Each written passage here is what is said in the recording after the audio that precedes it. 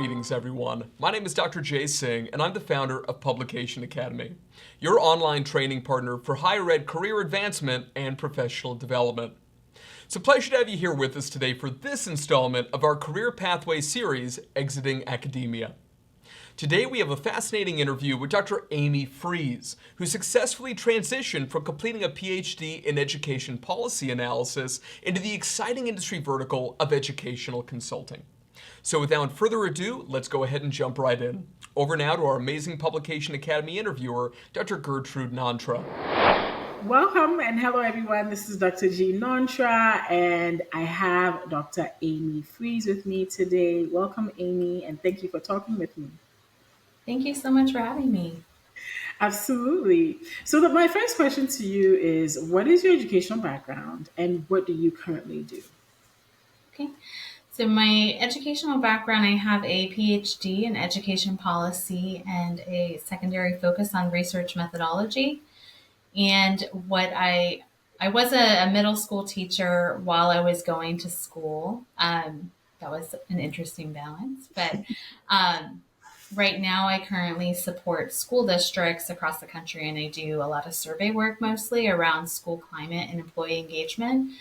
Sometimes I get to do DEI surveys as well. And then also another big focus is actually collecting data through focus groups. So I do that with parents, staff, and students. And the company I work for, K-12 Insight, is a software as a service company, and they also have a communication tool that embeds in school district websites.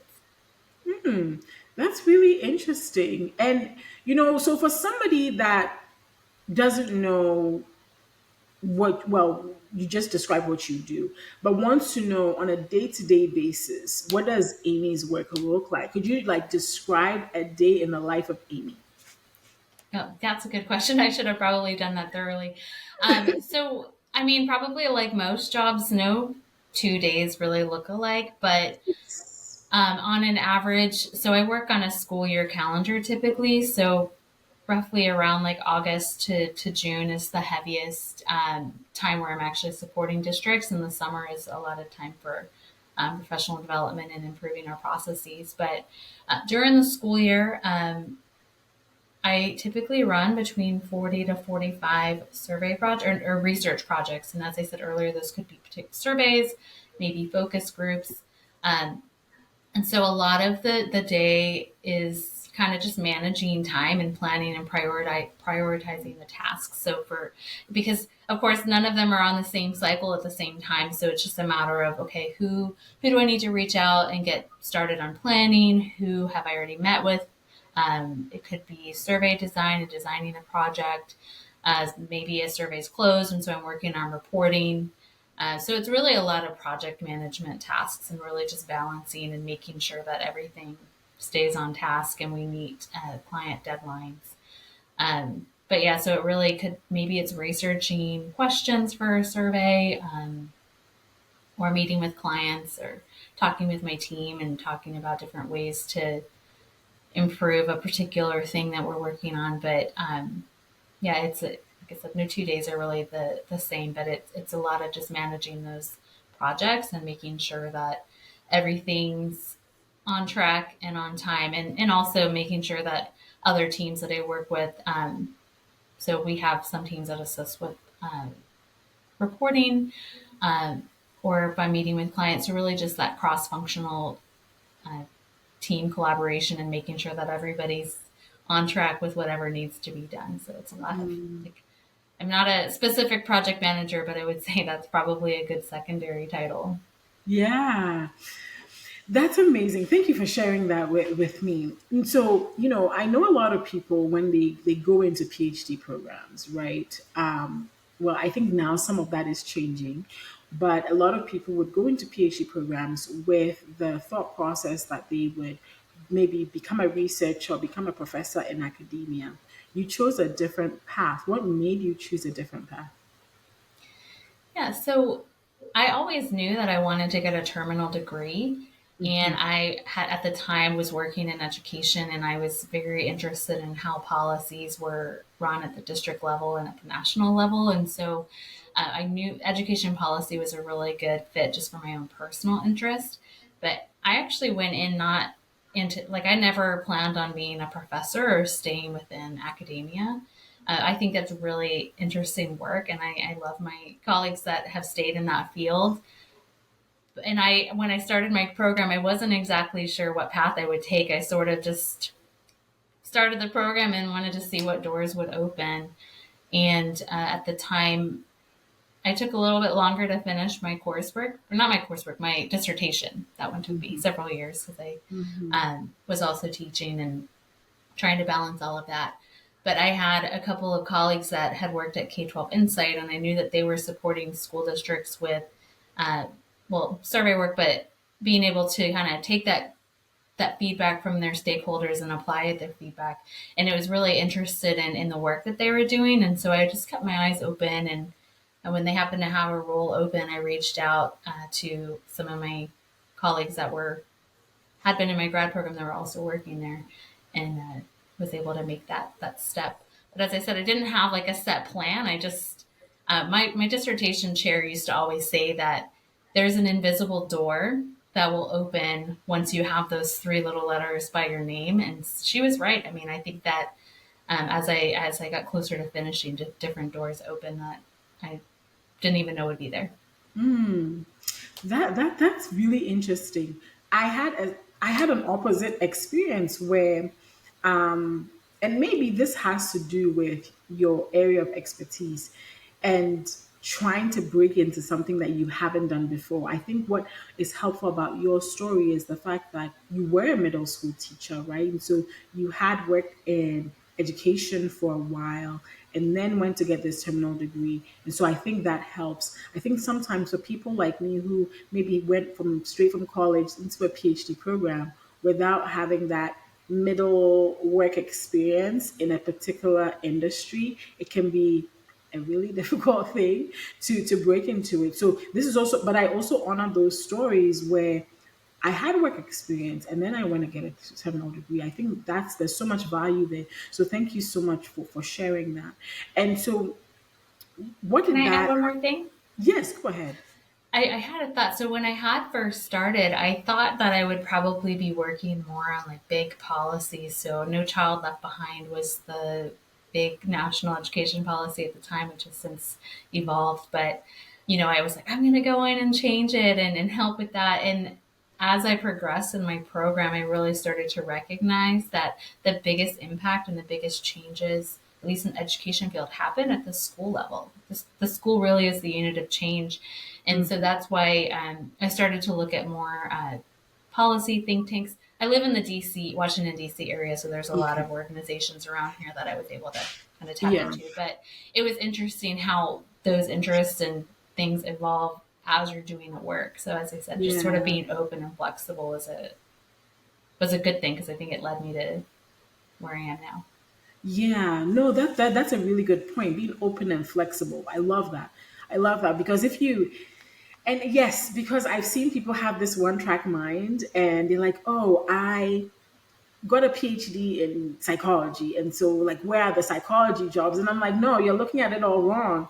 Be open, be flexible, look at opportunities that you may never have thought about. So thanks for sharing that. My next question for you, I think you kind of touched on it, right? That you kind of depended a bit on your network to get the job at K-12 Insights, right? So let's talk about how you got your current job. Let's delve a little deeper into that, because I think that that's one of the biggest challenges people have.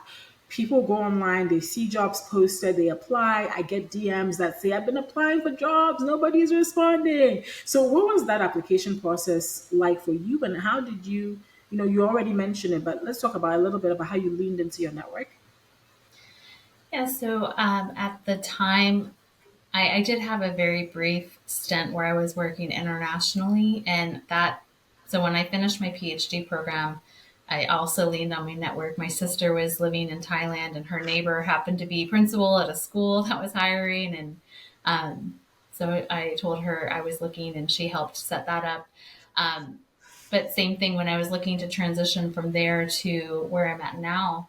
I actually didn't realize that the hiring manager happened to be, I knew he was working at K-12 Insight, but I didn't know what his specific role was because we had lost touch. But I reached out and just said, hey, I just applied and I know you've been there for a few years and I just wanted to know what your experience was like working there, because is it as good as I think it is? And that opened the door, and he had mentioned that he was the hiring manager. So that certainly helped.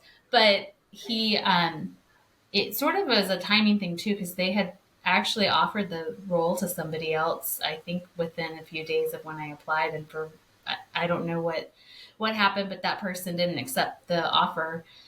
So I think part of timing made a big difference as well. And then with this particular role at the time, I had to interview with the hiring manager, but also there was several executive leadership interviews, and I also had to do a panel interview and a task. So I think having that network certainly helped, because they were able to give me some feedback throughout the process that maybe I don't know that I would have received otherwise. I had applied to a few other positions at the time. And like I said, I think having context in the company helped a lot. But I don't know. I also had at the time received interviews from just cold applications. So it seems like there's no one right way to do it. But I think if you're able to reach out to people, that certainly is going to give you an advantage. I don't know if that fully answered your question. It does. Hopefully. It does. I mean, I think so many things aligned in your case, and I think that it can align for any. It can happen for anybody. Like literally, like you said, reach out to somebody you knew who worked there. The person happened to be the hiring manager. The person that accepted the job happened to not accept it, and then you got to be there. But ultimately, it came from you reaching out to your network. And sometimes we forget that the people that we went to grad school with, or maybe people that call old colleagues or your sister, right, are a part of your professional network. Like, yes, they're people, they're real relationships, but all a network is you've built relationships with these people. And once in a while, you can be like, hey, I'm looking, and do you have opportunities? So thanks for sharing that, because I think that that's really important. The reason why I wanted to ask that question is because sometimes people struggle with the idea of networking and just feel like they have to be inauthentic, or it brings up images of like going to networking events where you have to exchange business cards. But in my mind, it's very much what you described, like relationships that you built over the years and tapping into those. So thanks for sharing that. The next question I was going to ask you was, you already mentioned the fact that you didn't necessarily want to be in academia. So this is fine. But from your PhD program and all the research that you did, what would you say are some of the most important transferable skills you're using today? Right? We sometimes hear about transferable skills, but again, that's an area where people struggle. Like, okay, I did research and developed surveys, or I did lab work, but how does that translate? So, what would you say are some of those translatable skills that you have found to be useful to what you do now? Yeah, that's a good question. I'm still research adjacent, so certainly the data analysis and research skills that I developed through my program absolutely help and make a difference in my job. Um, but also working while going to school, I really had to balance priorities. And so that is something that I think is very transferable. I know a lot of students, you're working as maybe an assistant or a graduate. If you're doing a graduate assistant role, like for some reason the title is evading me, but you're supporting research for your professor, and then also trying to balance your own research and your own course load and the course reading. It can sometimes get very overwhelming, and so you really do have to figure out how to balance things. And so I think that's transferable with any career.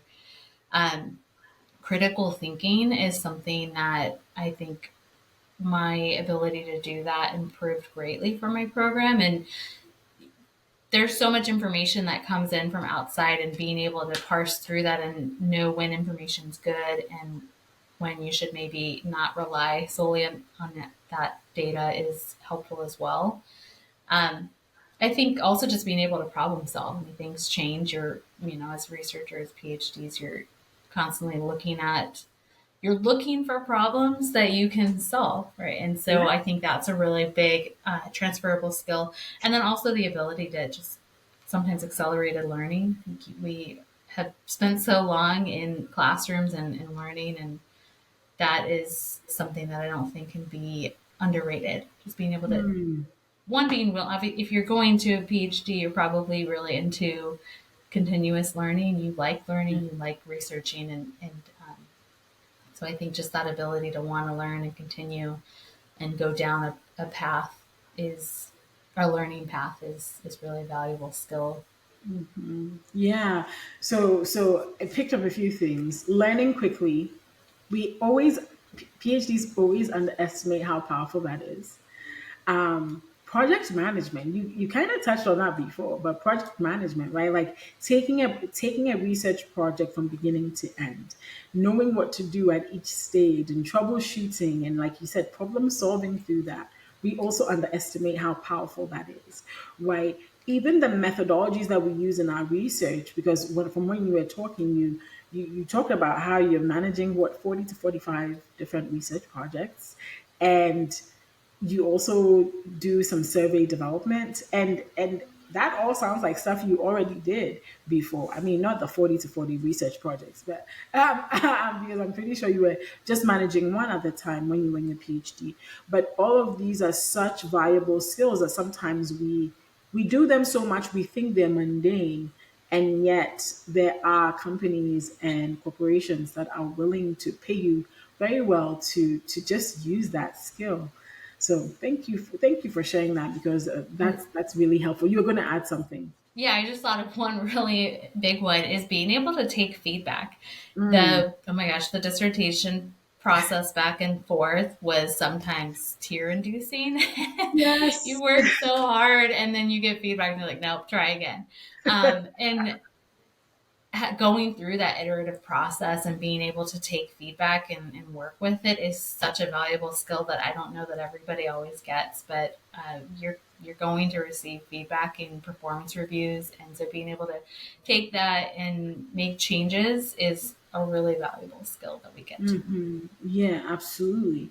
Absolutely.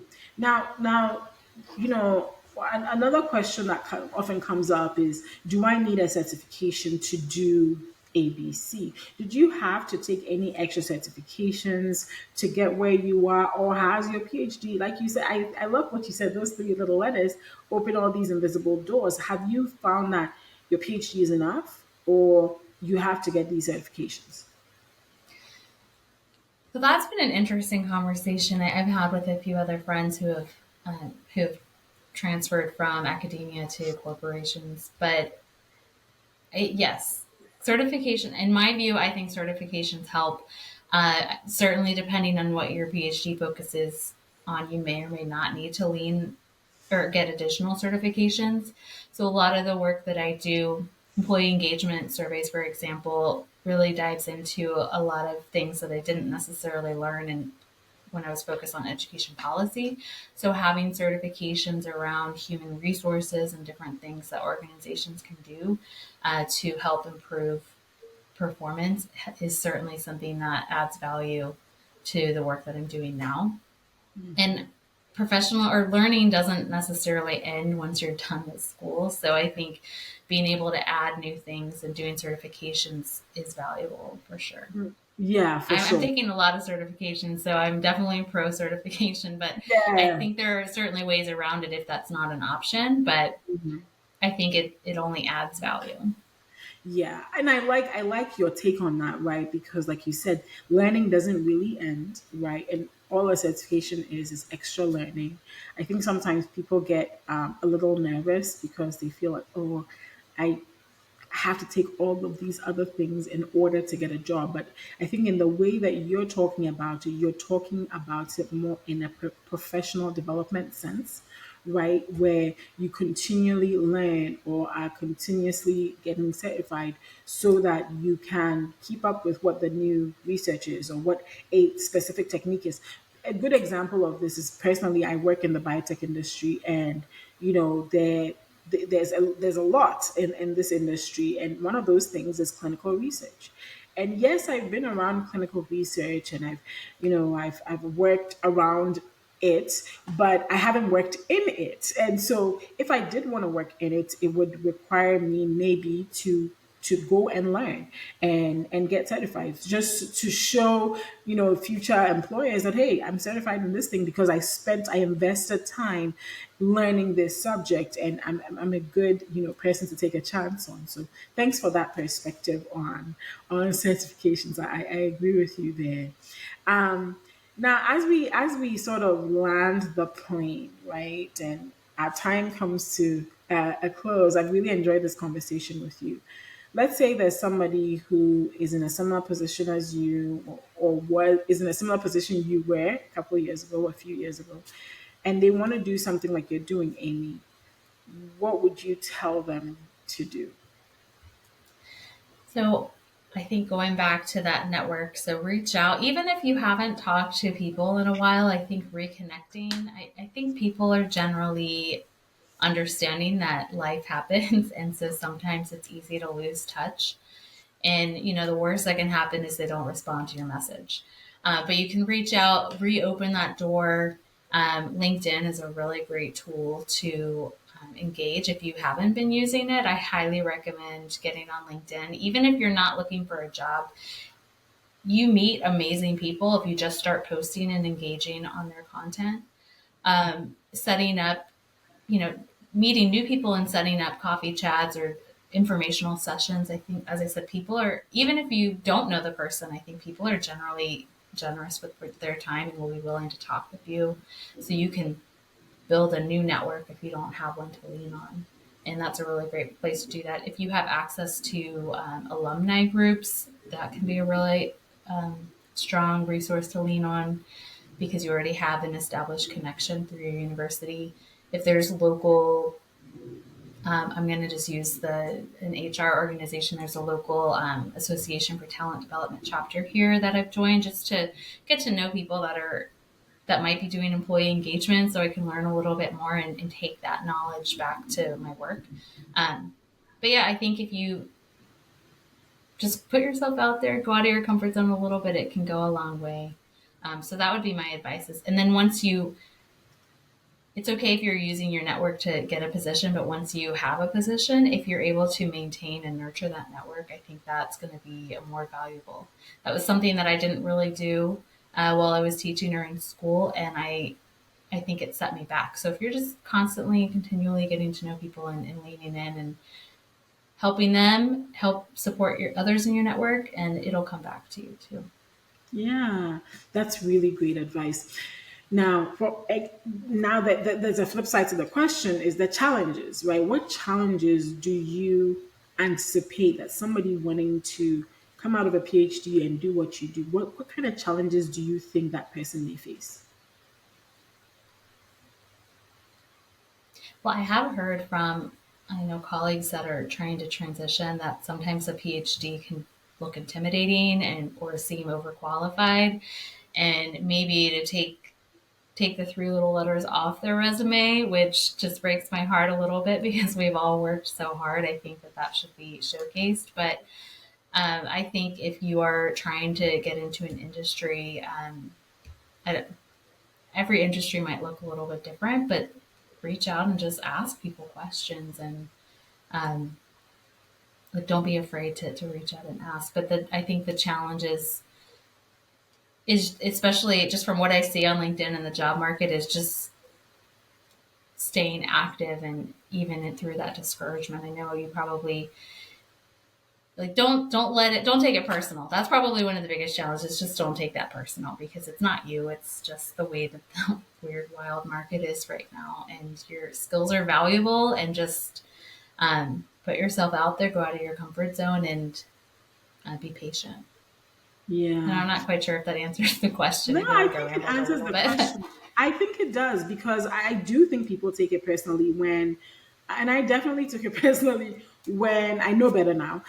When I was applying for jobs outside of academia, and it was a struggle because I had, finished a PhD, had been in a postdoc, I had published papers, and I thought that was enough. And I think that sometimes as academics, we can think that our work in academia was more than enough, and that people should recognize that. But people don't recognize that always because number one, the market can be tough, and also if we don't put the what we did in translate, that's why we talk about translatable, transferable skills. When we don't put them in the right language, it can become a stumbling block. So that's really good advice for somebody that may be trying to do what you're doing. So thank you so much, Dr. Freeze. This was such a great conversation. Thank you for taking the time to chat with us. Yeah, I loved it. Thank you so much.